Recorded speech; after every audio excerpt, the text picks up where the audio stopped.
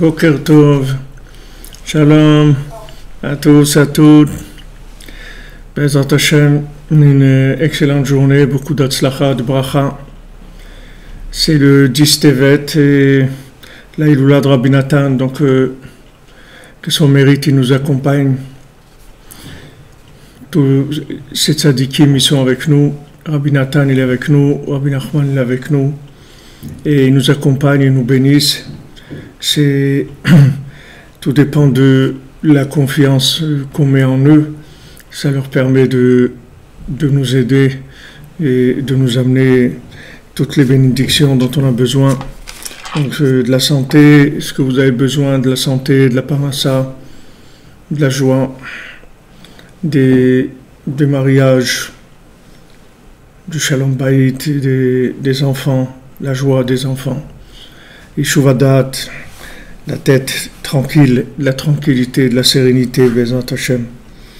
Alors ce jour de 10 Tevet, Rabbi Nathan, donc il est décédé le 10 Tevet, et quand il est décédé c'était vendredi, ça tombait pas jeudi mais vendredi. C'est le seul Ta'anit d'ailleurs qu'on fait même quand il tombe vendredi. Et il a demandé quelques heures avant de mourir, il a demandé, il y a 3 choses qui se sont passées le 10 Tevet. Alors les élèves ils savaient pas, alors lui-même il leur a dit voilà, le 10 Tevet il y a Ezra Sofer qui est monté pour le 2e temple, qui a ramené l'homme Israël au 2e temple quand ils sont remontés de Babel. Alors lui, il est décédé le 10 Tevet. Donc Ezra Sofer, ça veut dire c'est celui qui écrivait, le scribe, Ezra le scribe. Et Rabbi Nathan, c'était bien sûr le scribe de Rabbeinu. C'est lui qui a écrit toute la Torah de Rabbeinu, pratiquement tout. Et ensuite, il y a eu les murailles de Jérusalem qui ont été entaillées, qui ont été fêlées. Et il y a eu aussi la traduction de la Torah en grec. Les Grecs, ils ont obligé à faire traduire la Torah. Donc quand ces choses-là ont eu lieu, alors ça, c'est le début d'épreuves, bien sûr, de moments difficiles, puisque la traduction de la Torah en grec, ça veut dire l'interprétation de la Torah avec une vision grecque, c'est-à-dire une vision qui est, comme on a étudié, une vérité, qui est une vérité extérieure, une vérité esthétique, une vérité de fonctionnement. Et le fait que Ezra Sofer il est décédé, ça veut dire celui qui nous écrit, nous traduit la pensée du tzaddik dans un langage qui nous est approprié, qui nous est propre à nous-mêmes. Alors lui il est décédé, c'est-à-dire qu'il est plus là. Et aussi le fait que Jérusalem, elle a été, il y a eu une faille dans la muraille de Jérusalem, ça veut dire que il y a eu des brèches qui ont été faites qui ont fait qu'il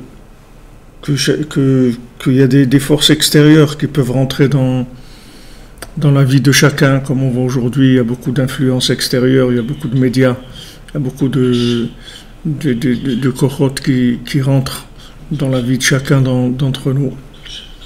Alors toutes ces choses-là, Baruch Hashem, Rabbi Nathan, il a réparé tout ça, c'est-à-dire que c'est lui qui est venu dans le monde pour réparer toutes ces choses-là. Et il a dit, voilà, du moment où Ezra Sofer est décédé, alors il va y avoir beaucoup de bêtises qui vont être écrites, beaucoup d'hérésie qui va être écrite. Mais il va suffire d'une page de la Torah de Rabbeinu.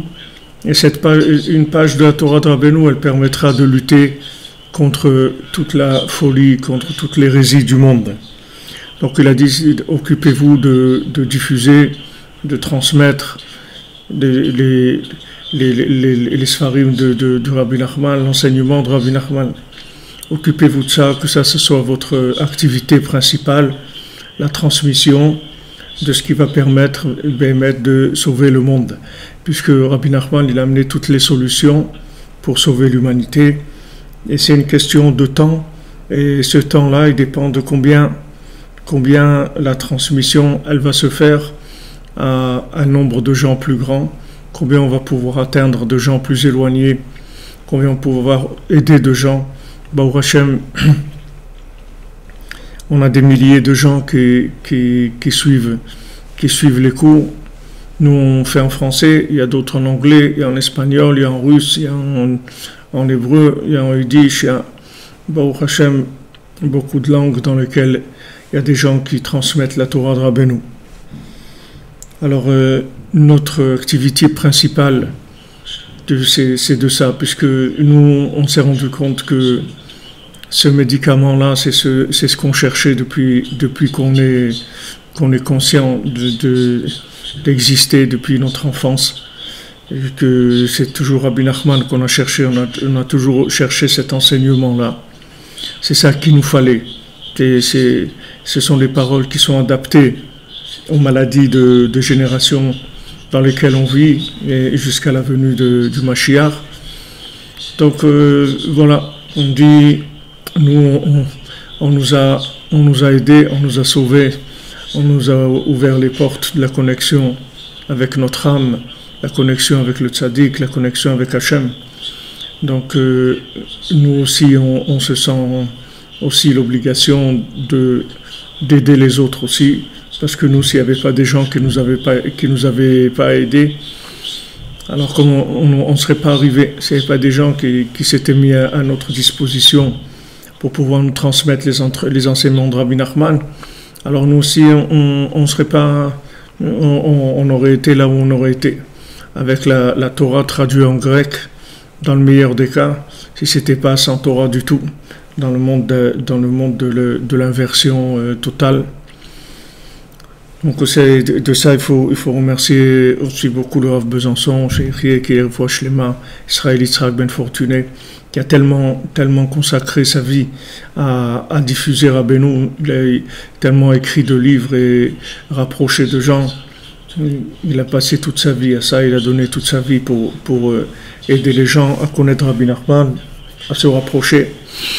Bon, Hachem, c'est ça que Rabbi Nachman il a voulu, il a dit je veux que les élèves ils fassent des élèves, que des élèves ils fassent d'autres élèves. C'est ça que je veux. Mon but c'est pas de créer un groupe d'initiés, un club de gens initiés, un club d'élite.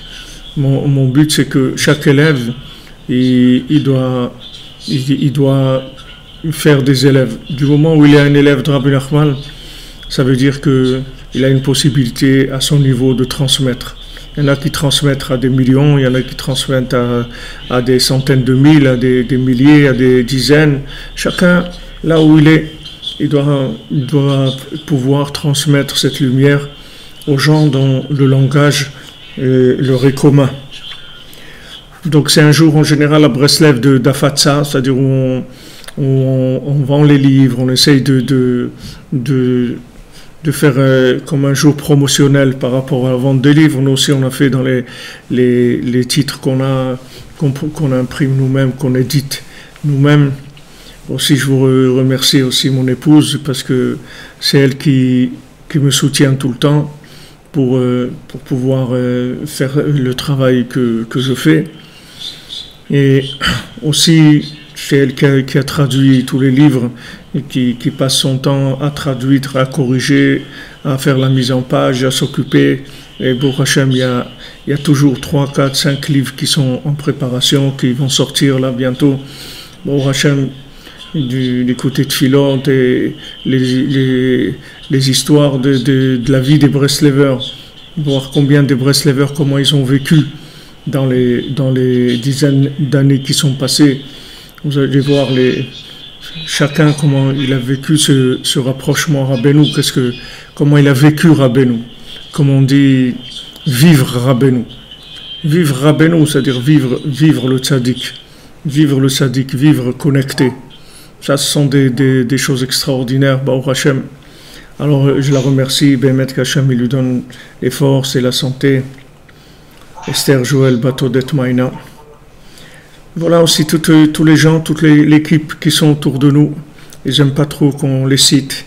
Alors, je cite pas leur nom, mais toute cette équipe dévouée, jour et nuit, à la recherche tout le temps de moyens, de méthodes, de structures, comment arriver à diffuser, comment arriver à toucher les gens, comment arriver à faire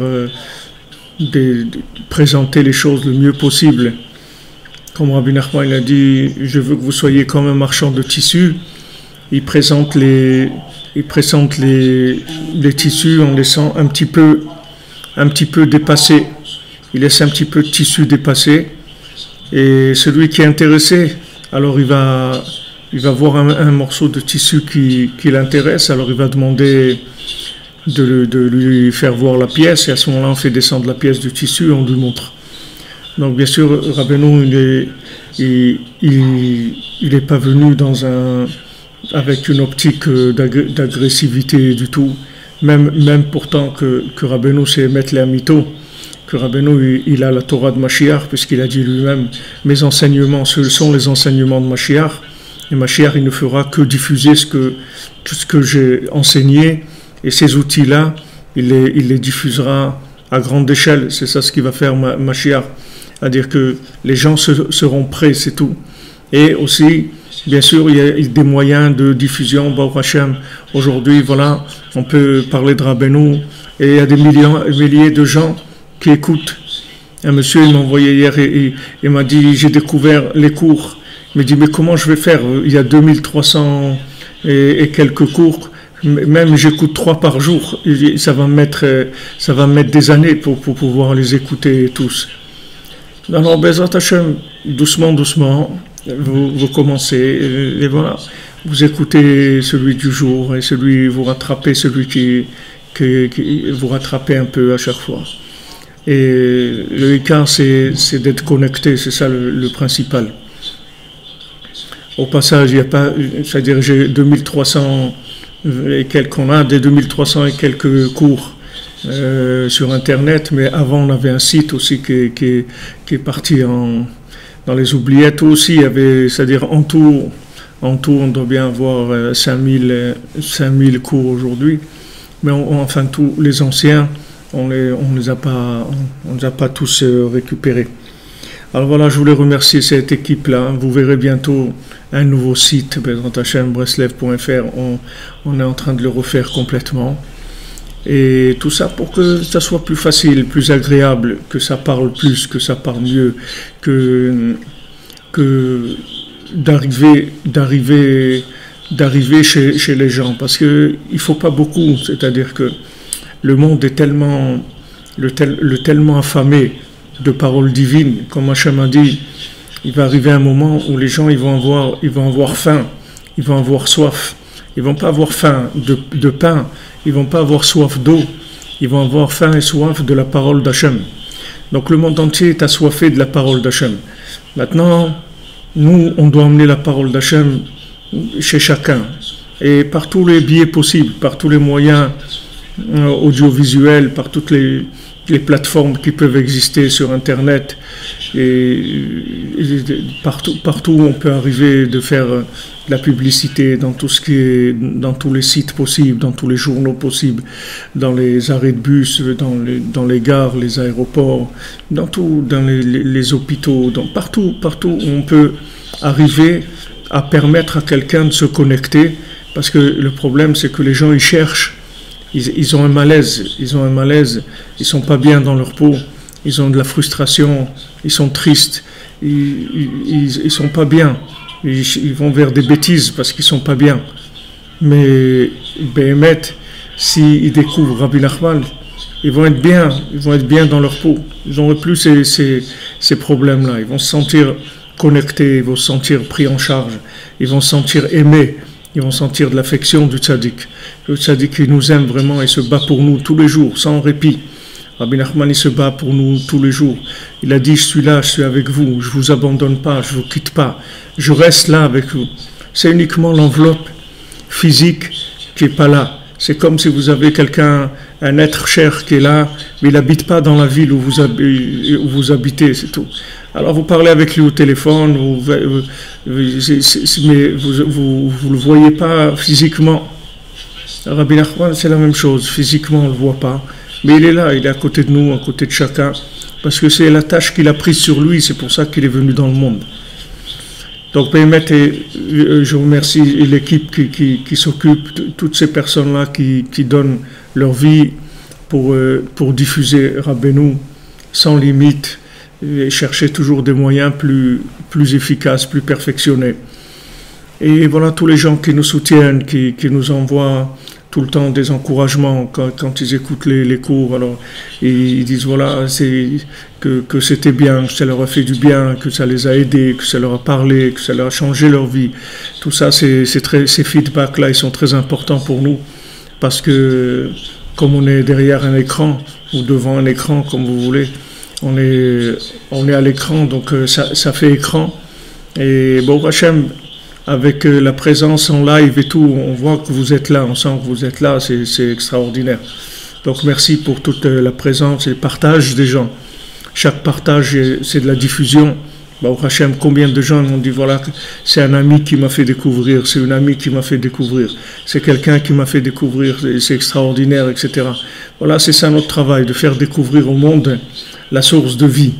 Il y a des gens qui font découvrir des bêtises, et nous on est là pour faire découvrir l'antidote de la dépression, l'antidote de la tristesse, l'antidote de la frustration, l'antidote de toutes les maladies, que ce soit psychiques ou physiques.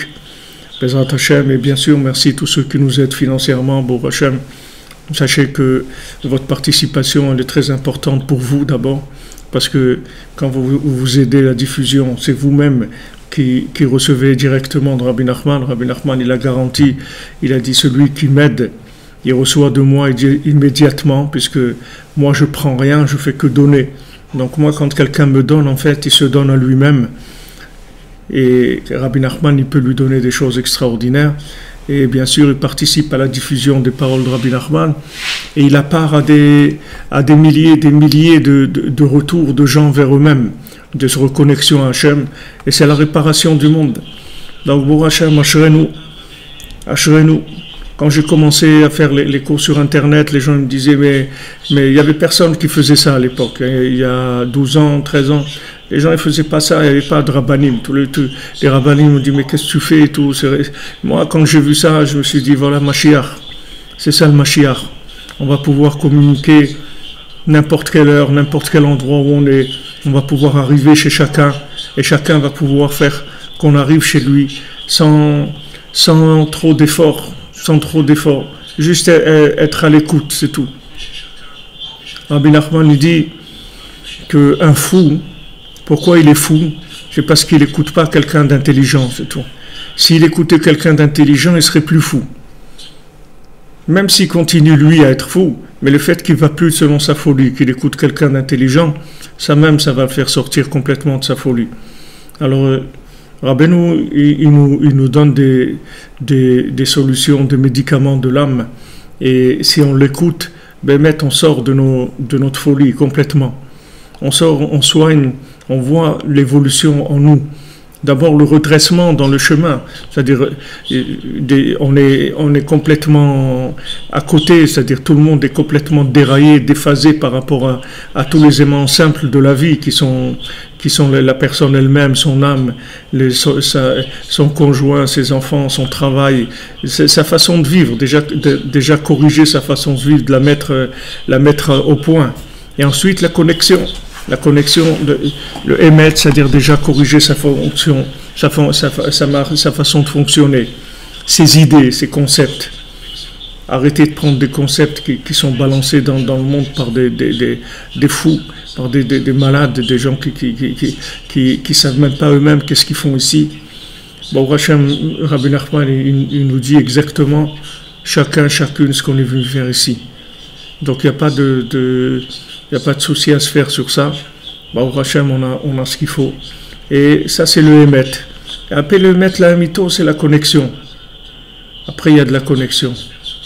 La connexion, c'est quelque chose d'extraordinaire. De vivre connecté, c'est quelque chose de merveilleux. De voir sa vie connectée, de voir ses actes connectés, de voir que quand on fait un vœu, on exprime à Hachem, on lui demande quelque chose, alors il nous le donne, il se manifeste à nous par des petits sourires, par sa présence, dans des petites choses, des fois dans des grandes choses, mais dans des petites choses, juste pour nous montrer qu'il est là, pour nous faire plaisir, pour nous aider, pour nous dire qu'il est là avec nous, qu'il n'y a aucun problème, qu'il entend nos prières, qu'il nous suit, qu'à travers la connexion qu'on a avec le tzaddik, on est connecté à Hachem, on est connecté à tous les tzaddikim, et ça donne une vie branchée. Une vie branchée, c'est extraordinaire. Quelqu'un qui marche dans la rue et qui se sent branché sur une autre dimension, qui se sent sécurisé parce qu'on s'occupe de lui, parce qu'il y a des gens qui prient pour lui, il y a des tzaddikim qui se battent pour lui obtenir tout ce dont il a besoin, tout ce qu'il a besoin dans ce monde. Il y a des gens qui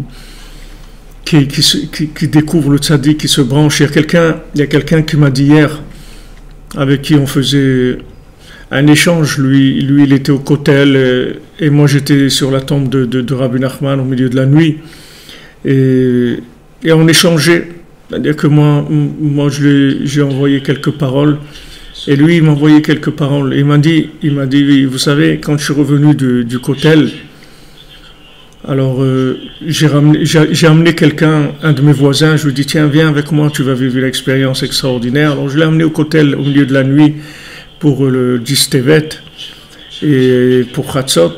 Il m'a dit quand je l'ai ramené, alors on parlait et je lui ai dit des choses de Rabbi Nachman. Il m'a dit après j'ai allumé l'internet pour écouter votre shiur que vous avez fait à midi et je vois que les éléments que je lui dis, vous les avez dit vous dans le shiur. Alors il a dit regardez, j'aime tellement Rabbeinu maintenant que j'arrive à vous entendre sans que j'ai allumé le shiur, je vous ai entendu déjà. Mon âme, elle vous a entendu. En fait, ça vient du fait qu'on est connecté avec le tzaddik, c'est-à-dire quand on aime le tzaddik, en fait le tzaddik il a une yeshiva. La yeshiva du tzaddik, son centre d'enseignement, son école, là où il transmet, elle est dans le monde entier, elle est partout. Et tous les jours, le tzaddik, il enseigne. Et ceux qui sont branchés, alors leur âme, elle entend les enseignements du tzaddik. Et quand ils parlent, ils vont automatiquement parler de ça. C'est-à-dire, c'est pas... Lui, il a pensé qu'il a dit les paroles que moi j'ai dit dans le shiur. Mais c'est pas mes paroles à moi. Et c'est pas ses paroles à lui. C'est les enseignements qu'en son âme, elle entend dans la yeshiva, dans l'école du tzaddik. Et elle les retransmet. Automatiquement, elle parle de ça. Parce que l'âme, elle s'exprime dans la parole. Donc du moment où on est connecté, alors on parle de certaines choses. Et ces choses-là, c'est l'expression de ce que notre âme a entendu dans le cours que le tzaddik il a fait dans les mondes supérieurs ce jour-là. Et d'ailleurs, il y a un témoignage de Anaël, de la petite Anaël. Et ceux qui connaissent les livres de Anaël, et elle a écrit des choses merveilleuses, des paroles extraordinaires. Donc elle, c'était une sorte d'autiste, pas exactement un autiste, mais c'était pas exactement ce qu'elle avait, mais c'est un genre de ça, c'est-à-dire complètement handicapée dans toutes les fonctions motrices, etc.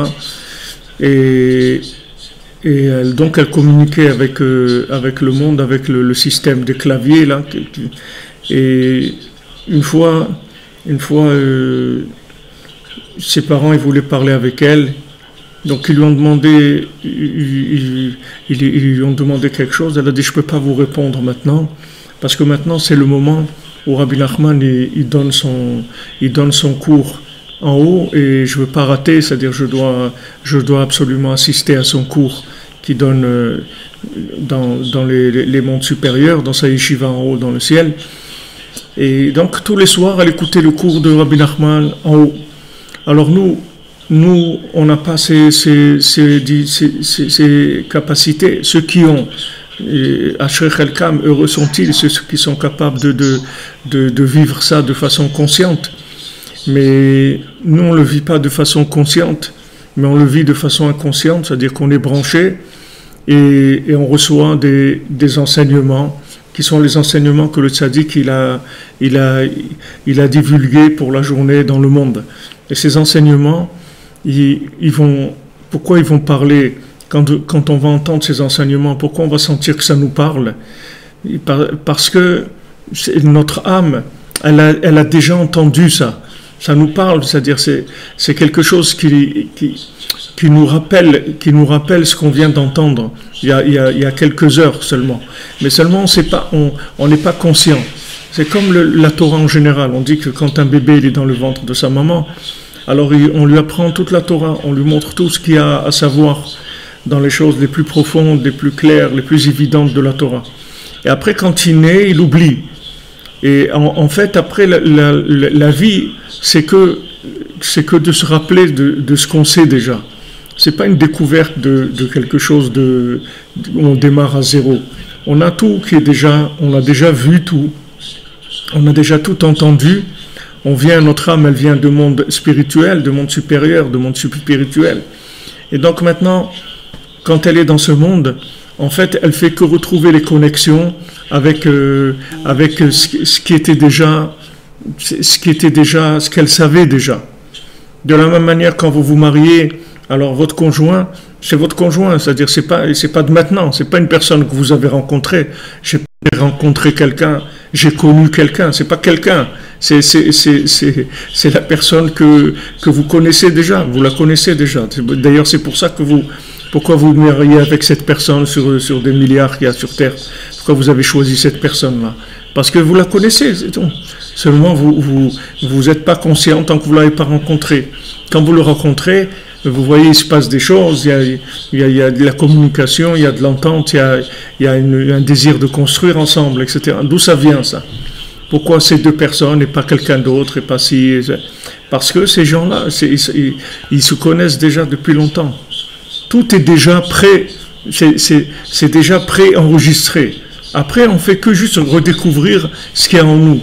Et ça, c'est très sécurisant, parce que quand vous croyez que vous êtes paumé dans ce monde, c'est-à-dire vous venez dans ce monde et vous savez rien de ce que vous devez faire, alors vous sentez une grande angoisse, c'est-à-dire que vous savez les angoisses de l'adolescence, quand vous commencez un petit peu à vous rendre compte de ce que c'est ce monde et que vous voyez que c'est une jungle, c'est-à-dire comment on va faire pour arriver, c'est très difficile et toute la vie c'est comme ça, on dit mais comment je vais faire pour ça, mais quand vous savez que vous savez tout déjà, il faut juste de la connexion, c'est tout, parce que la connexion elle va vous rappeler la mémoire qui est enregistrée en vous, ce que vous avez déjà vu. Vous voyez Rabbi Nathan lui-même, Rabbi Nathan quand il est venu chez Rabbeinu, il connaissait déjà Rabbeinu. C'est pour ça que c'est rapproché de lui. Et Rabbeinu, il est venu chez lui en rêve, et lui, il ne savait pas que c'était Rabbeinu. Alors, il voyait, Rabbi Nathan, il a rêvé qu'il montait sur une échelle. Et quand il montait quelques escaliers, et il tombait. Et il se relevait, et il tombait encore. Il se relevait, et il tombait. Alors, à la fin, il a vu quelqu'un qui était à côté de lui et qui lui a dit « Regarde, ne te décourage pas, tu vas y arriver. Continue à essayer de monter, continue à essayer de monter. » Parce que Rabbi Nathan, c'est des âmes comme les nôtres. Vous voyez, c'est des gens qui n'arrivent pas, même s'ils veulent faire semblant d'être comme tout le monde, ils n'arrivent pas à se satisfaire de la bêtise qu'il y a dans le monde. Ils n'arrivent pas. Ils se disent mais c'est pas possible, je peux pas croire que c'est ça la vie, c'est impossible. Et il y a un rapport comme ça de force avec le monde. Et si vous n'avez pas un maître qui vient et qui vous dit vas-y mon fils, vas-y ma fille, vous pouvez perdre la tête complètement dans ce monde. Vous pouvez perdre la tête, ou bien comme on dit, vous décourager, c'est-à-dire, comme on dit, on va rester tranquille, c'est tout. On va rentrer dans un système, on va se caser, voilà, comme on dit, on va se caser. On va se caser parce que jusqu'à quand? Combien quelqu'un dans ce monde-là, il va lutter contre sa famille, contre ses amis, contre la société, contre l'école, contre l'université, contre la politique, contre tout. Combien quelqu'un il va se battre? En plus, il se bat, il sait même pas ce qu'il cherche. S'il savait, alors il dirait, voilà, messieurs, voilà, je vous présente ça et ça, et voilà, moi c'est ce que je... Mais il sait même pas en plus. S'il savait ce qu'il cherchait, il le sait même pas. Mais seulement son âme, elle lui parle. Elle le laisse pas tranquille. Et il dit, non, mon ami, c'est pas ça. Mais il dit, alors c'est quoi? Il dit, avance. Alors Rabbi Nathan, lui, c'est notre maître élève, si vous voulez. C'est lui qui a ce malaise-là qu'on a tous les gens qui cherchent. C'est parce qu'ils ont un malaise, sinon ils ne chercheraient pas. Les gens qui sont bien, vous n'allez pas trouver ils vont pas venir écouter le Ravi Frère. Qu'est-ce qu'ils ont à faire? Ils ont d'autres choses à faire dans leur vie. Ils ont France Inter, ils ont Macron, ils ont la Coupe du Monde de football, ils ont des soirées dansantes, ils ont plein de choses à faire dans leur vie. Donc qu'est-ce qu'ils vont faire avec ça? Ça s'adresse à des gens qui cherchent. Tout le monde cherche, mais les gens ils savent pas. Mais disons, ceux qui sont conscients, qui ressentent un manque, alors quand ils vont entendre cette voix-là, c'est une voix de ralliement. C'est pas une voix. Ce qu'on explique nous, c'est pas de la connaissance pour essayer d'informer des gens, de leur apprendre quelque chose. En fait, on n'est rien venu apprendre à personne. On veut juste lui réveiller sa mémoire, c'est tout. Sa mémoire. Et quand votre mémoire, elle va se réveiller, vous allez acquérir une certitude qui va donner une force extraordinaire. Cette force-là, après, vous pouvez aller n'importe où, n'importe. Plus personne ne pourra vous arrêter, c'est fini. Après, vous êtes lancé, plus rien ne peut vous arrêter. Parce que vous êtes connecté avec votre mémoire. Comme quand vous rencontrez votre conjoint, quand ça se passe dans des conditions normales, dans des conditions qui sont bien, et que cette union-là, cet amour, elle vous donne une force extraordinaire. Vous sentez que à tous les deux, vous pouvez aller, vous pouvez grimper des montagnes, vous pouvez casser des murs, vous pouvez faire des choses extraordinaires, parce que vous avez trouvé la partie qui vous manquait. Donc ça y est, vous êtes plus handicapé, vous boitez plus, vous êtes bien, vous êtes complet, ça donne de la force. Alors Rabbi Nathan, c'était ces âmes-là, ces âmes qui viennent d'endroits très, très élevés, et qui n'arrivent pas à se connecter avec la bêtise. Et tous les gens ils disent mais c'est ça la vie, mais tu es fou, mais vas-y, fais des études, fais de l'argent, vas-y, éclate-toi et tout. Et quand vous entendez ça, il y a un truc qui ça vous parle pas. Alors à la fin, il y a des moments où vous savez pas qui est-ce qui a raison. Alors Rabbi Nathan il vivait ça, pas au niveau où nous on le vit. Puisque lui c'était un érudit en Torah, c'était un tzaddik lui-même, mais il vivait le même malaise que nous, mais à un niveau très élevé. Mais c'est le même malaise que nous.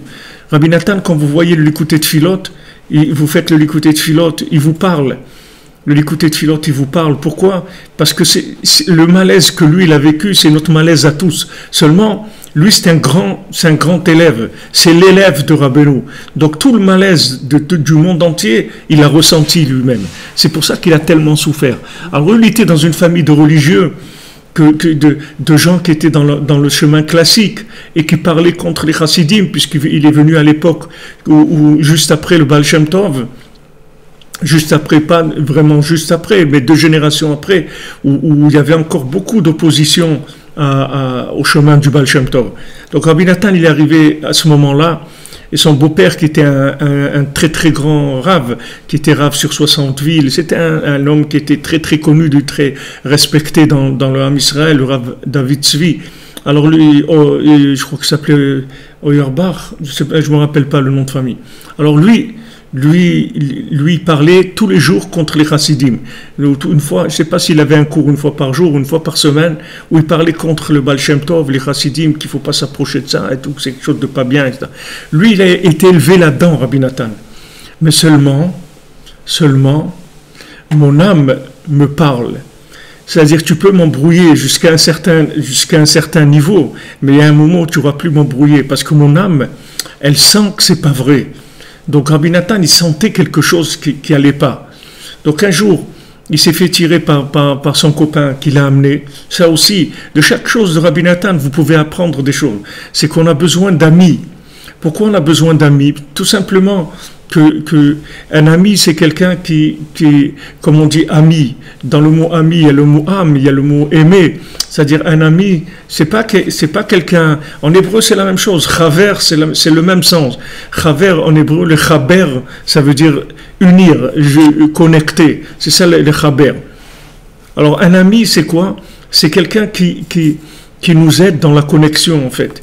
C'est comme si vous avez des fois dans le téléphone, là, vous avez un point d'accès. C'est-à-dire, vous pouvez fournir votre connexion Internet à quelqu'un qui n'en a pas. Donc, maintenant, quand on a un ami, pourquoi on est ami? Pourquoi aussi je suis ami avec telle personne et pas avec une autre? Pourquoi ça c'est un ami ou c'est une amie et l'autre non? Parce que nos âmes, elles sont plus proches. Donc on est dans la même classe, si vous voulez, d'âme. Et des fois même on est assis à côté à l'école. On est vous savez les petits sièges qu'on avait là, on était à deux. Il y avait le plumier là devant, là, un truc avec l'encre. On était assis à deux comme ça, un côté de l'autre. On s'échange les trucs et des fois on se voit le soir, on fait nos devoirs ensemble, etc. Alors quand vous avez un ami ou une amie, c'est quelqu'un qui est proche de votre âme. C'est des âmes proches. Alors, elle peut vous diffuser des choses qui ressemblent beaucoup à ce que vous ressentez. Et c'est pour ça que vous êtes amis. Je parle de vrais amis. Maintenant, je ne parle pas des gens intéressés parce qu'ils vont vous prendre votre argent ou ils vont vous prendre votre quelque chose, ils ont des intérêts. Quelqu'un que son intérêt, c'est la vie, c'est tout. C'est-à-dire qu'il est ami avec vous parce que c'est la vie. C'est sa vie. Vous êtes avec lui, il est avec vous, c'est votre vie. Donc cette personne, elle va vous aider. Et vous aussi, vous allez l'aider. Parce que vous êtes dans la même classe. Mais quand vous écoutez les cours, vous n'entendez pas de la même manière. Donc après, quand vous parlez, chacun, en fait, il va retraduire comment il a saisi la leçon. La leçon de la vie, la leçon de ce monde. C'est-à-dire, qu'est-ce que sa mémoire ancienne, elle est arrivée à lui transmettre à travers ce qu'il a vu dans ce monde, à travers ce qu'il a entendu, etc. Et à ce moment-là, voilà, on va communiquer. On va communiquer, comme nos sages disent, il vaut mieux un ami proche qu'un frère éloigné. C'est-à-dire, un ami proche, c'est plus qu'un frère éloigné. Parce que des fois, on peut avoir des frères et des sœurs, mais au point de vue âme, on n'a pas de rapport, on est très très loin les uns des autres. C'est-à-dire on n'a pas la communication, on ne se sent pas proche au niveau d'âme. Et des fois, avec quelqu'un qui est étranger, qui n'est pas de la famille, on peut se sentir très très proche. Parce que ce sont des âmes qui sont mamash à côté l'une de l'autre. Donc Rabbi Nathan, lui, il avait des amis, donc il y a un ami qui lui a dit viens et tout, tu vas voir la chassidoute, c'est pas vrai, c'est super et tout, viens, essaye, t'as rien à perdre. Donc il s'est rapproché des chassidoutes et vraiment quand il a redécouvert la chassidoute, il a vu que tout ce qu'on parlait contre les chassidim c'était tout du mensonge, que c'était des gens qui servaient Hachem avec beaucoup de ferveur, avec beaucoup de sérieux, avec beaucoup d'intensité, de joie, et il a découvert un monde de comment servir Hachem qu'il a vraiment beaucoup motivé. Il ne faut pas oublier que Rabbi Nathan, c'était un très grand érudit en Torah lui-même. À l'âge de 16 ans, c'était déjà de quelqu'un qui était très très grand en Torah. Alors quand il a découvert la chassidoute, ça l'a beaucoup inspiré, donc il s'est rapproché et de grands maîtres de la chassidoute qu'il y avait à l'époque, de Rav Yitzhak de Berditchev, qu'il aimait beaucoup.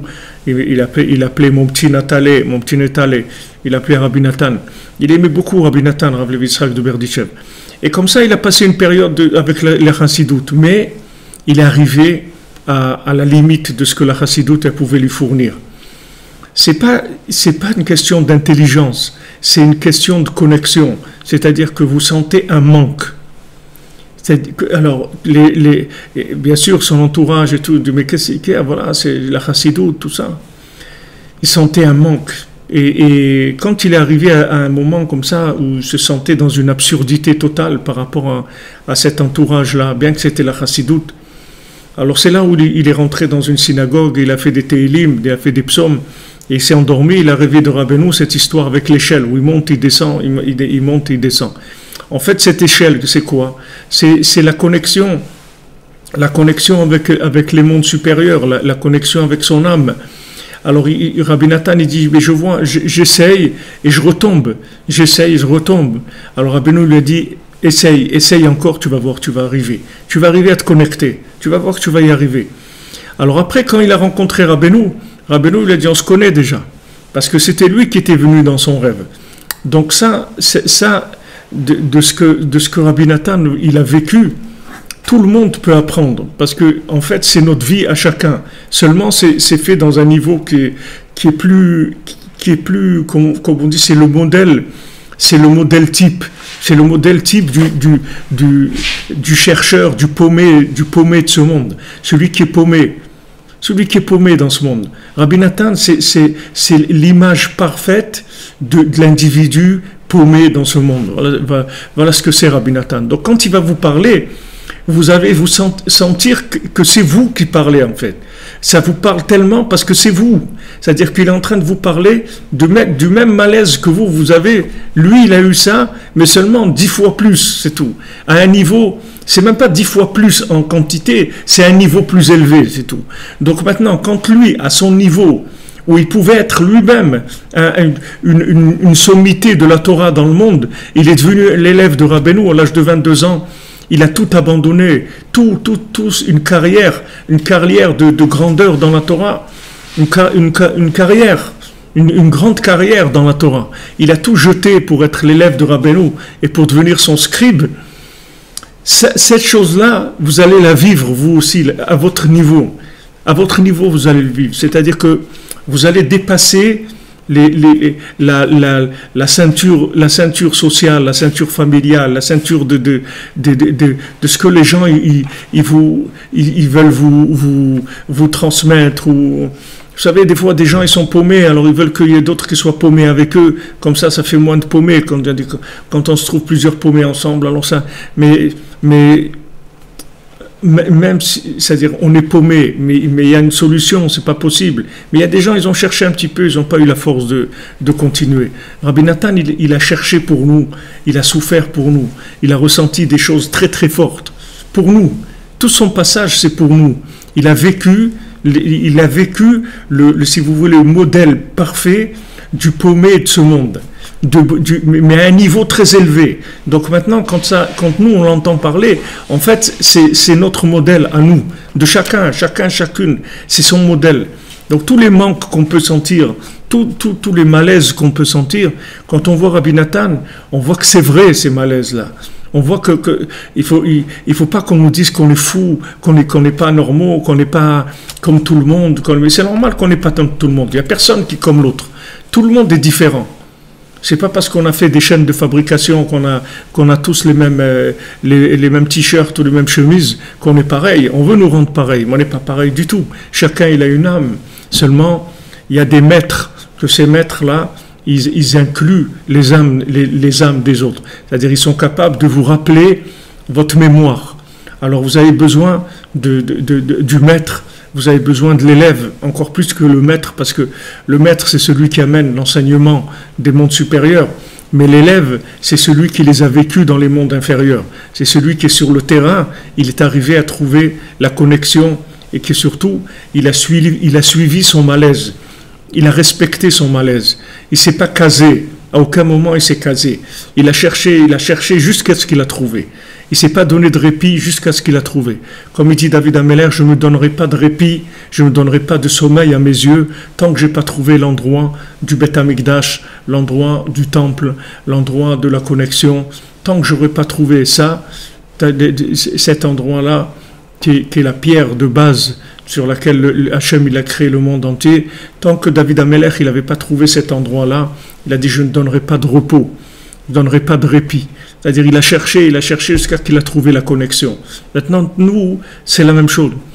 Tous les gens qui sont nos maîtres, les gens qui nous ont inspirés, c'est les gens qui nous ont mis sur les rails. En fait, ce sont des gens qui incluent notre problème à nous. C'est-à-dire ils ont vécu notre problème, ils en sont sortis Et donc, ils sont capables de pouvoir nous mettre aussi sur les rails. Et comme ça, chacun, jusqu'à qu'on remonte à Rabbi Nachman et qu'on a la source d'inspiration et qu'on se connecte par notre amour, par notre dévotion, par notre soumission à Rabbi Nachman.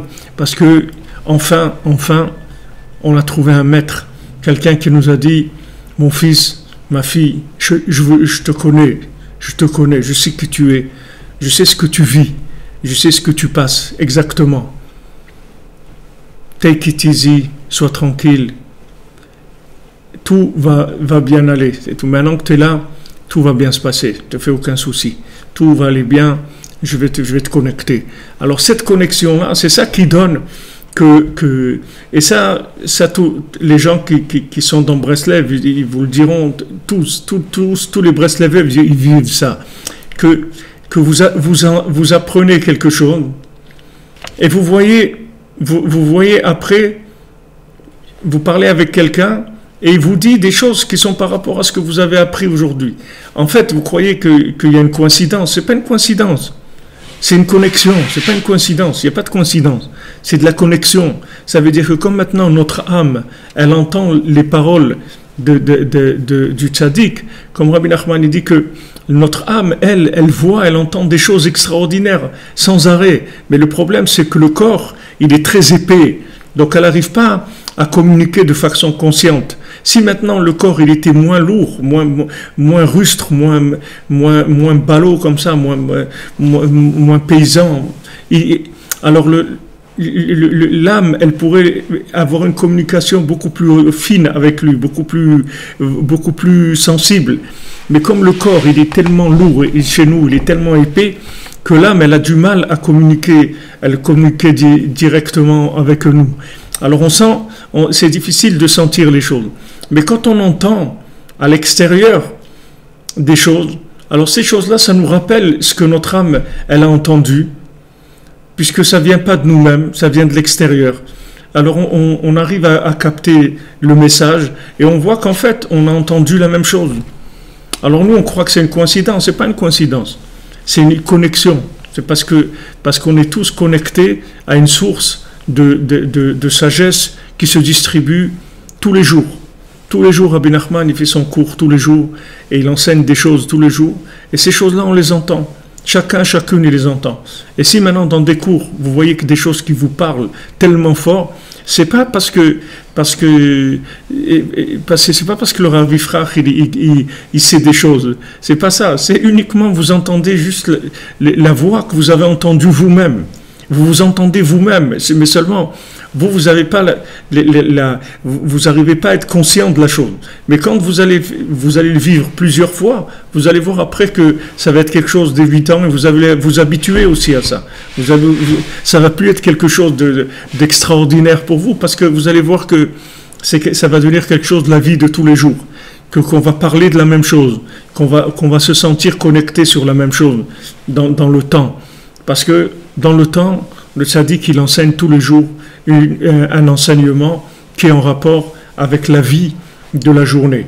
Et c'est-à-dire, je ne vais pas aller plus loin dans ce principe-là, mais c'est quelque chose, ce principe-là, il peut s'approfondir très très loin. Mais sachez que c'est le contraire, c'est-à-dire tout ce qui se passe dans le monde, dans la journée, en fait, c'est mis en place par l'enseignement que le tzaddik il a fait en haut cette journée-là. Avant que la journée commence, le tzaddik il fait son enseignement. Cet enseignement, c'est ça les connexions du monde pour la journée. C'est au monde entier qui donne ça. Au monde entier qui donne ça. C'est pas que à nous, c'est pas que les gens qui connaissent Rabbi Nachman, c'est tout le monde. Rabbi Nachman, il a dit une fois à ses élèves, il a dit, vous voyez, au marché d'Odessa, il y a quelqu'un qui vend du blé là-bas au marché d'Odessa. Et il dit, eh bien ça c'est moi aussi. Là-bas il se passe ça, ben ça c'est moi aussi. Là-bas il se passe ça, ça veut dire c'est moi. Ça veut dire que maintenant, lui, quand il enseigne, en fait, son enseignement, ça fait descendre les messages d'Hachem pour la journée dans le monde. C'est-à-dire ça fait descendre ces messages-là. Et ces messages-là, c'est eux qui vont orienter le monde. Maintenant, il y a des gens qui sont conscients, il y a des gens qui sont un petit peu conscients, et des gens qui ne savent pas du tout ça. Mais tout le monde vit ça. C'est pour ça que c'est tellement important la diffusion, de faire connaître aux gens. Parce que quand les gens ils vont sentir qu'on est en fait, qu'est-ce qu'on est? On est un groupe d'âmes qui se connectent, c'est tout. C'est tout. Et vraiment, l'Internet, ça a un côté extraordinaire parce que c'est vraiment de la connexion au niveau de l'âme. Parce que tout ce qui est matériel, physique et tout, ça peut beaucoup gêner des fois. C'est-à-dire que des fois on se trouve dans un endroit ou dans un... Il y a des choses qui peuvent gêner dans la matière. Mais là, il n'y a pas... Ça communique, on passe directement au niveau que de la parole. On n'est que dans l'esprit et la parole, c'est tout. On est sorti du côté matériel avec toutes les inconvénients que ça peut avoir. On n'est plus limité. Et c'est pour ça que BMET, c'est un outil extraordinaire. C'est un outil extraordinaire et il faut aider le maximum de gens à se connecter. Vous pouvez pas... Et des fois, je me dis qu'il faut qu'on écrive un livre juste que pour que les gens ils entendent les témoignages des gens, comment leur vie elle a changé. Comment ils ont changé leur vie complètement. Et les Maasé, on ne se connaît pas, on ne s'est jamais rencontrés. Mais pourquoi? Parce que c'est pas matériel, c'est une communication d'âme. C'est pas une communication matérielle. Il n'y a pas tout un contexte matériel. C'est juste des âmes qui communiquent.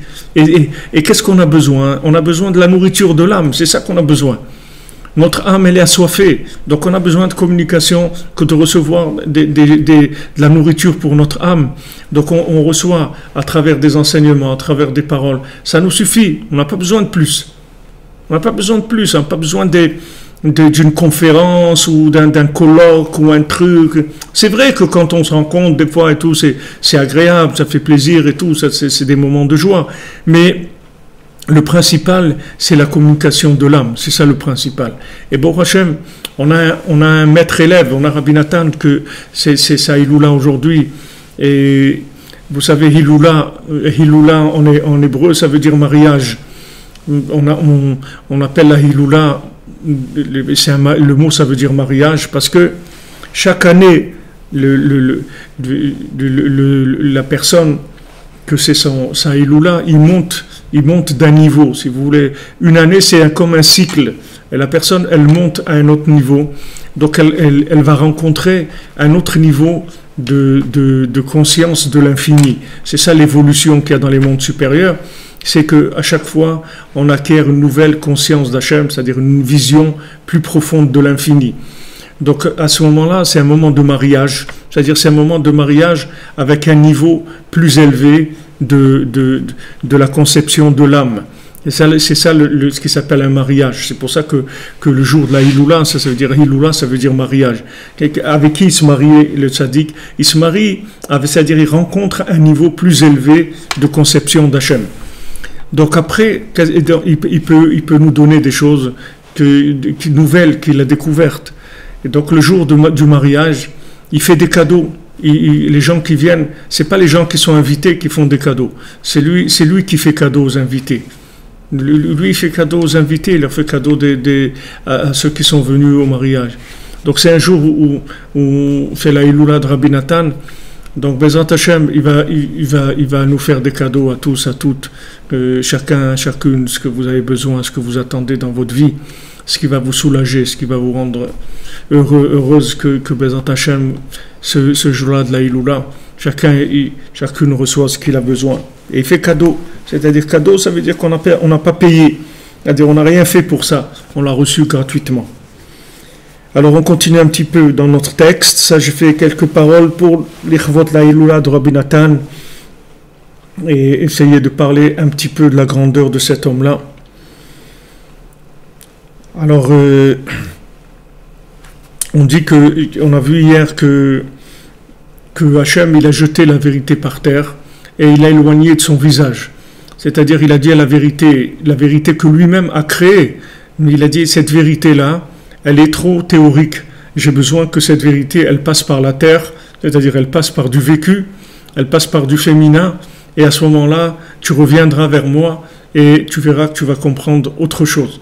Donc même de son visage, il l'a éloigné. Ça veut dire que maintenant, le visage, ça veut dire c'est l'évidence, c'est la chokhma, comme c'est écrit, chokhmat Adam, ta'ir panav, la sagesse d'un homme, elle éclaire son visage. Le visage de quelqu'un, c'est sa sagesse, c'est ça son visage. Sa sagesse, elle éclaire son visage. Donc le visage d'Hachem, c'est la connaissance de la vérité d'Hachem. C'est ça le visage d'Hachem.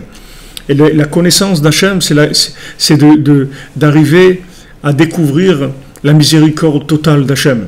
Mais dans le Hémet, pas maintenant d'adhérer à une sorte d'idée, très belle idée, très grande, très grands esprits, très grandes idées qui disent oui, parce que la miséricorde d'Hachem, elle n'est pas limitée. Non, c'est pas que de dire ça. Il faut le vivre. Il faut arriver à faire vivre aux gens la conscience de la miséricorde infinie d'Hachem. C'est à ça qu'il faut arriver. Et ça, pour arriver à ça, c'est pas nous qui pouvons arriver à ça. On a besoin que le tzaddik, il plaide pour l'humanité en haut. Du moment où il plaide pour l'humanité en haut, ça permet à nous de découvrir des chemins de vérité qui vont nous faire prendre conscience de la miséricorde d'Hachem qui est infinie. Jusqu'à qu'on arrive à comprendre vraiment, à le vivre, à vivre que vraiment Hachem il nous aime et qu'il a créé le monde parce qu'il nous aime et il veut que notre bien, c'est tout, rien d'autre. Il n'y a rien d'autre dans le monde. Mais cette vérité-là, c'est une vérité qui doit passer par la terre. Si vous ne passez pas par la terre, vous ne pouvez pas découvrir cette vérité. Vous allez croire que cette vérité, c'est une vérité théorique, c'est une vérité des textes.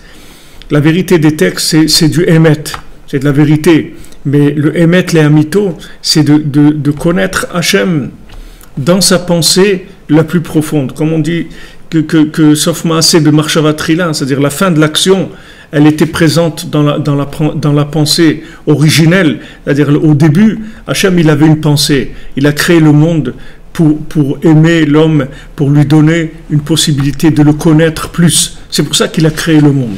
Parce qu'il a dit, voilà, maintenant les anges, ils ne peuvent pas me connaître. Parce que les anges, comme ils sont figés, ils ne peuvent pas bouger. Donc ils ne peuvent pas me connaître. Donc je vais créer un monde où moi je vais me retirer en majeure partie. Et je vais créer le temps, je vais créer l'espace, je vais créer la matière et je vais créer l'homme. Et cet homme-là, dans la matière, il va me chercher et il va me découvrir dans la matière. Mais la vérité qui est passée par la matière, elle n'a rien à voir avec la vérité théorique. Ça n'a rien à voir du tout. Parce que la vérité qui est passée par la matière, c'est une vérité de vie. C'est de la vie. Tandis que la vérité qui n'est pas passée par la matière, c'est de la théorie, c'est pas de la vie. Donc il a pris cette vérité de ces anges-là, il l'a jetée par terre pour leur dire, les amis, votre vérité, elle est très bien, c'est moi qui l'ai créée, c'est moi qui vous ai créé. Seulement, je veux plus que ça. Je veux une vérité qui tombe par terre et qui pousse de la terre. C'est ça que je veux. Et quand elle aura repoussé de la terre, c'est ça qui va lui permettre d'être plus proche de ce que je suis vraiment, c'est-à-dire Hachem, il est entièrement miséricordieux. Alors ça, c'est comment elle se fait cette réparation de cette vérité. C'est par les grands tzadikim qui sont dans ce monde, que eux, ils vont être dans la vérité. Ils vont faire des efforts énormes pour comprendre une vérité qui était au départ incompréhensible. C'est-à-dire qu'il y a toujours un sentiment d'injustice dans ce monde. On ne comprend pas. Mais pourquoi il y a de la violence, pourquoi il y a de la haine, pourquoi il y a de la mort, pourquoi il y a de la souffrance, etc. Ces tzadikim-là, ils dépassent ça et ils vont chercher qu'est-ce qui se passe derrière tout ça. Quelle est vraiment quelle est la vérité d'Hachem?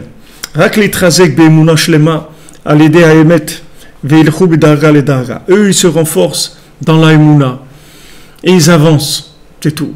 Il faut pas rester bloqué. Il faut pas rester bloqué. Il y a des gens, ils ont vu une injustice dans leur vie et ça y est, ils sont restés bloqués. Ils ont arrêté de chercher. Parce que cette injustice, elle vient par rapport à ton niveau de vérité. Mais si à ton niveau, si tu connaissais un autre niveau de vérité, tu verrais que c'est pas une injustice. C'est comme si tu prends un papillon, par exemple, il est dans sa coque là. Maintenant, tu vois la coque qui se casse. Alors tu dis, ah là, c'est cassé et tout. Mais attends, maintenant il va sortir un papillon de là. Ça, tu sais pas. Au moment que tu vois la chose se casser, tu n'as aucune idée de ce qui va se passer. Donc, c'est pour ça qu'on a besoin de émet et de émouna tout le temps. C'est-à-dire, on a besoin d'une vérité Mais on a besoin d'une dynamique de cette vérité pour pas qu'elle nous bloque. Parce que si jamais on se trouve dans un sentiment d'injustice, alors on va être bloqué. Parce que quand on a un sentiment d'injustice, notre cœur il se ferme. Et quand le cœur il se ferme, il n'y a plus de vie après. Après, on dit, ouais, combien de gens ils ont dit, ouais, la Shoah, où il était Hachem dans la Shoah, où il était Hachem à Auschwitz. Ben, Hachem il était à Auschwitz. Comment Hachem il était à Auschwitz, il a laissé des choses comme ça. Avance, avance, tu vas voir que tu vas comprendre. Avance, tu vas voir que tu vas comprendre des choses. Ne reste pas sur cette question-là. Cette question, elle va te bloquer. Chacune a des souffrances, des injustices dans sa vie, des gens qui les ont fait souffrir, des gens qui les ont embêtés, des gens qui les haïssent. Mais dépasse ça, dépasse cette chose-là. Ne t'arrête pas à l'injustice, parce que ce sentiment d'injustice, il va te bloquer le cœur, il va te fermer le cœur. Et c'est dommage que ton cœur il se ferme. C'est dommage parce que si tu fermes ton cœur, après tu vas vivre comme un zombie, tu vas vivre comme une machine, c'est tout. Tu vas vivre comme un robot. C'est fini, il n'y a plus rien, il n'y a plus de création, il n'y a plus de connexion, il n'y a plus rien du tout. Alors il faut faire attention que la vérité, notre vérité, elle nous ferme pas notre cœur. Ok, maintenant tu es marié avec quelqu'un, mais maintenant il t'a fait quelque chose qui est une injustice pour toi. C'est quelque chose qui est une injustice. Dépasse ça, ne t'arrête pas là. Dépasse cette chose-là. Ok, ça pour l'instant, je comprends pas, on avance. Alors quand vous mettez la vérité, votre vérité de côté, pour avancer, c'est ça la dynamique, si vous voulez, de la vérité qui a été jetée par terre. C'est-à-dire, vous prenez cette vérité qui vous bloque maintenant, même si c'est vrai, disons que c'est vrai, d'accord, votre conjoint, votre patron, votre ami, votre corps, n'importe quoi, il vous a fait une crasse, quelque chose que d'après vous c'est injuste, ok. Même d'après d'autres choses, ça peut être considéré comme injuste. Maintenant, si je continue avec ça, qu'est-ce qui va se passer? Ce que je fais avec ça, ça va s'arrêter. C'est ce qu'ils ont dit les anges. Ne crée pas le monde, parce que l'homme c'est un menteur. Donc les anges de vérité, ils ont dit il va mentir, ne crée pas le monde. Donc maintenant, quand vous voyez quelque chose qui n'est pas vrai, ça va vous arrêter. Il ne faut pas vous arrêter. Vous prenez cette vérité et vous la jetez, parce que vous dites, attends, il y a ça, mais il y a autre chose derrière. Mon conjoint entier, c'est pas que cette injustice-là. Il y a d'autres choses. C'est mon âme. C'est un autre niveau. Donc on continue, c'est tout. Après, on verra comment on va ranger ça. Déjà qu'on va avancer, vous allez voir, vous allez oublier complètement ça, parce que ça va se réparer. Mais il faut pas fermer le cœur. Si vous fermez le cœur, ça y est après. Vous ne visez plus. Dès que vous fermez votre cœur, vous ne vivez plus. Vous n'êtes plus qu'un être vivant. Le cœur, si quelqu'un n'a pas de cœur, il peut plus vivre. Si quelqu'un il lui manque un rein, il peut vivre. Il lui manque un doigt, il peut vivre. Il peut vivre avec beaucoup de choses. Mais le cœur, s'il n'y a pas de cœur, il n'y a personne qui vit sans le cœur. Ça n'existe pas. C'est-à-dire le cœur, c'est le central de distribution de la vie dans le corps. Donc il ne faut pas fermer le cœur. Et pourquoi on ferme le cœur? Parce qu'il y a une vérité. Maintenant, cette vérité, c'est pas du mensonge, c'est vrai, quelqu'un il a fait une injustice et tout, ok. Mais qu'est-ce que je fais avec cette vérité maintenant? Ok, je m'arrête avec cette vérité, et je détruis Chazvé Shalom à cause de cette vérité, et qu'est-ce que je vais me trouver avec quoi après? Ok, j'ai été au bout de la vérité. Comme il dit Rabbi Nathan, combien de gens ils ont détruit leur vie avec la vérité? Avec la vérité. Même une fois, il y avait quelqu'un qui passait, parce que ici en Ukraine, il y avait, à l'époque, vous pouvez encore voir les traces de ça, même quand nous on venait il y a 35 ans, 38 ans en Ukraine, c'est-à-dire avant c'était l'URSS, c'était fermé par c'est comme les départements en France, si vous voulez. Je crois que même en France c'était comme ça. Les départements, ils étaient fermés comme des pays différents. C'est-à-dire vous passiez une frontière pour entrer dans un département, il fallait un visa. Alors les Juifs, ils étaient toujours en train de faire des visas pour aller voir leur famille ici, là et là. Il fallait des visas tout le temps pour passer d'un département à l'autre. Alors, mais c'était pas, je veux dire, quelque chose de tellement. Ils disaient à la personne, ah, tu as ton visa, tout ça, ouais, c'est bon. C'était pas des contrôles qui étaient tellement. Alors une fois quelqu'un est venu et ils lui ont raconté à Rabbi Nathan, il s'est présenté et on lui a dit, tu as le visa, tout ça. Alors il a dit, ah non, moi j'ai pas de visa, j'ai pas fait de visa et tout. Alors il a dit, ah, tu n'as pas fait de visa, il faut le visa, alors tu vas en prison. Il a passé des mois en prison. Alors Rabbi Nathan, il a dit, pourquoi il a dit ça?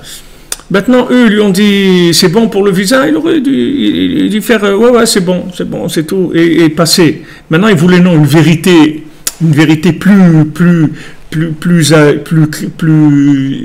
tranchante, il veut dire vraiment la vraie vérité. Mais cette vraie vérité, c'est du mensonge, parce qu'il est resté en prison plusieurs mois. Il n'a pas fait Shabbat, il n'a pas mis cette filine, et s'il y avait une fête, il n'a pas fait, il n'a pas raté du temps avec sa famille. Il y a toutes les conséquences de cette vérité. Alors qu'il aurait dû répondre de façon comme ça, oisive, et il serait passé, c'est tout. Il n'y aurait pas eu ça, il faut faire comme ça. Quand vous entendez quelque chose, que c'est quelque chose qui vous fait mal, que vous sentez que c'est de l'injustice, il vaut mieux, pour vous protéger, faire semblant que vous n'avez rien entendu. C'est mieux pour vous. C'est mieux pour vous. Vous allez dire, ah bon, j'ai pas dû comprendre ce qu'il a dit, bon, il devait être énervé, c'est pas ce qu'il a dit, etc. Il faut que vous essayiez de noyer ça, parce que sinon ça va vous faire du mal. Au lieu maintenant de commencer à prendre ça au sérieux et à le ressasser, ça va vous bloquer, ça va vous faire du mal. Donc il vaut mieux passer la chose. Vous passez, c'est pour ça qu'on s'appelle hébreu. Le ivri, en hébreu, le mot hébreu, c'est-à-dire ivri, Rabbeinu dit, ça veut dire over, ça veut dire il passe au-delà de la chose. C'est ça la force du Ham Israël. La force du Ham Israël, c'est qu'on ne s'arrête pas dans la logique. C'est ça la force du Ham Israël. On ne s'arrête pas dans ce qu'on voit. Nous, quand on nous dit, je ne sais pas ce qu'il avait dit Ben Gurion, comme ça, il avait dit, il dit en Israël, le miracle, c'est les lois naturelles d'Israël, c'est le miracle. C'est-à-dire, nous, quand il y a besoin d'un miracle, pour nous, c'est normal, c'est pas quelque chose qui est un miracle en soi. C'est-à-dire le fait qu'on a besoin d'un miracle, qu'il va y avoir un miracle, c'est normal pour nous. Pourquoi ? Parce que on a l'habitude d'aller au-delà de ce qu'on voit, de ce qu'on nous dit, de ce on avance, c'est tout. Nous, ce qu'on fait, c'est avancer. C'est ça, Emet Ve'emuna. C'est-à-dire que le Emet, c'est bien, il n'y a pas de problème, c'est Emet. Où il t'amène, ton Emet, ta vérité, elle t'amène à quoi ? À quoi elle t'amène ? À détruire, à te bloquer, à avoir de la peine. Alors jette-la, cette vérité. Jette-la par terre, c'est tout. C'est-à-dire, jette-la par terre, va plus loin, va plus loin. Comme Rabbi Nathan, il dit, voilà la graine, tu la mets par terre. Quand elle va dans la terre, elle va pourrir. Quand elle va pourrir, après, elle va donner des fruits, des choses extraordinaires. Mais si cette graine, elle n'accepte pas de pourrir, ou quand elle pourrit, elle va s'affoler complètement, elle ne va jamais pousser. Elle va vouloir sortir de la terre, vite, vite, vite. Et si elle sort de la terre, c'est fini pour elle. Elle ne va jamais donner des fruits. Donc si elle veut donner des fruits, il faut qu'elle avance. Donc dans la vie, il y a des choses qui vont nous bloquer. Et la chose la plus importante qui va nous bloquer, c'est notre vérité à nous. C'est notre logique à nous. C'est ça qui va nous plus le bloquer. Par rapport à nous-mêmes déjà. C'est-à-dire de se voir plein de contradictions. Ok, il y a des contradictions. Pas de problème. On roule. On roule, pas de problème.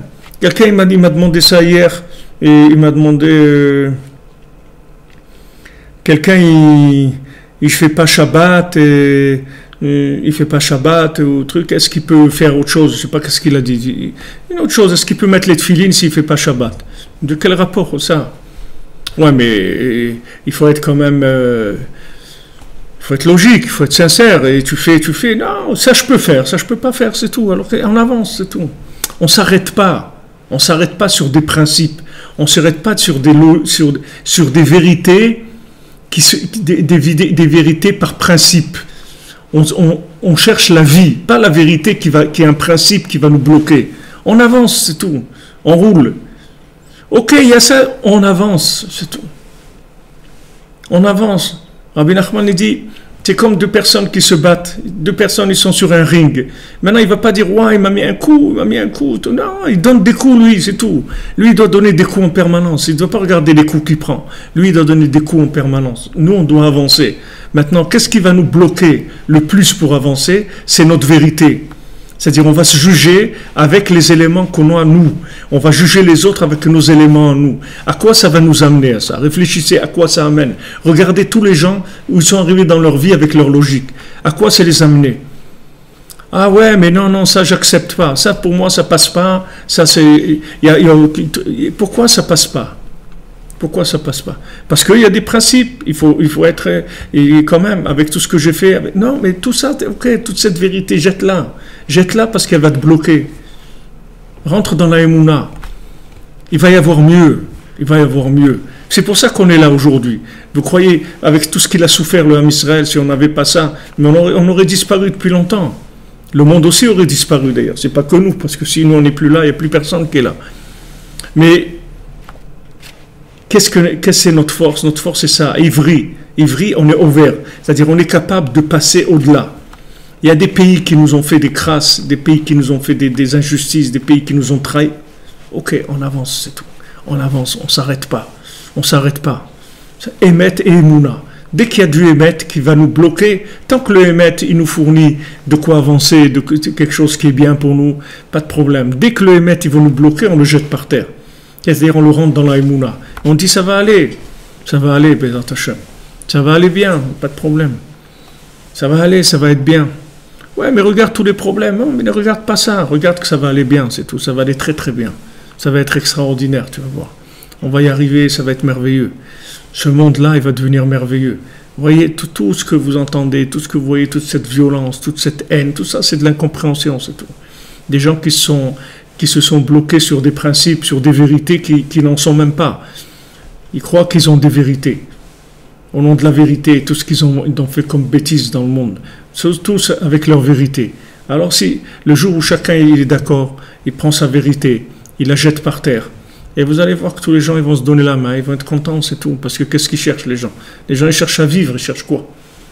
Qu'est-ce qu'ils cherchent? Ils veulent vivre les gens. Tous les gens ils cherchent le bonheur, ils cherchent la vie, ils cherchent de la connexion, ils cherchent de l'amour, ils cherchent de l'entente, de l'amitié, des moments de joie. Qu'est-ce qu'ils cherchent les gens? Tout le monde cherche la même chose. Seulement, il y a des principes qui bloquent les gens. Alors, chacun reste sur ses positions.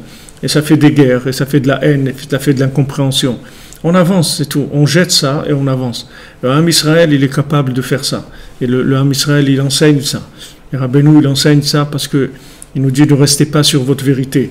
Alors, les tzadikim, c'est ça leur force. C'est-à-dire, ils ne s'arrêtent pas à la vérité. Même la vérité qui est de la vraie vérité, pas de la vérité de je sais pas quoi. De la vraie vérité qu'ils ont trouvée dans la Torah et en approfondissant. Ça aussi, ils le jettent. Parce qu'ils ont peur que cette vérité, ça devienne un blocage, vous comprenez? C'est comme si vous connaissez le code, vous avez un code de la route dans votre tête.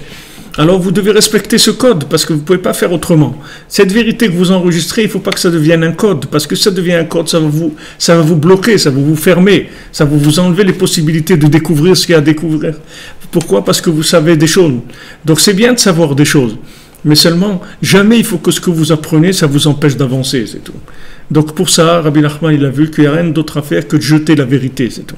Donc Hachem lui-même, il a jeté la vérité par terre. Et Rabbi Nachman, il dit, voilà, à chaque fois que tu apprends quelque chose, tu sais quelque chose, jette-le par terre. C'est-à-dire, prie sur ça, demande à Hachem, aide-moi à vivre cette chose-là. Aide-moi à vivre cette chose-là. C'est tout, après tu jettes la chose, ça y est, tu t'en occupes plus. Après, tu avances, c'est tout. Mais ne reste pas avec parce que sinon, chaque fois que tu vas apprendre quelque chose, ça va te faire comme une loi du code de la route dans la tête. Et après, qu'est-ce que tu vas faire? Ben, tu prends plus la voiture, c'est tout. Parce que ça devient tellement compliqué que tu préfères la laisser au garage, tu marches à pied.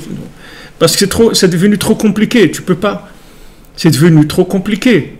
C'est tellement compliqué que tu fais plus rien, c'est tout, parce que tu n'arrives pas. Alors si vous avez des centaines de données dans votre tête qui sont pour vous la vérité, en fait, toutes ces données-là vous empêchent de vivre après, c'est tout. Alors le tzaddik, qu'est-ce qu'il fait? Lui, pourquoi il s'appelle un tzaddik? C'est parce que justement, il jette la vérité. Il la jette par terre, c'est-à-dire il la considère plus. Il n'en fait plus sa base de vie. Il dit ça c'est bien, mais voyons voir qu'est-ce qu'il y a après, c'est tout.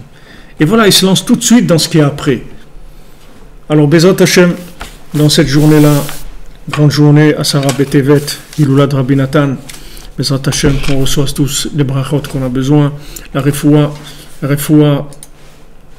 pour tous ceux qui ont besoin. Je regarde s'il y a des gens.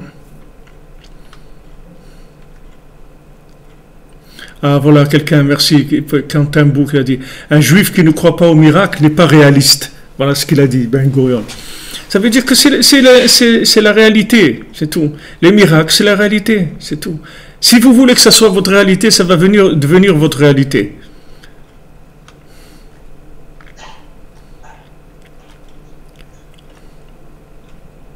Alors, Be'atzlacha.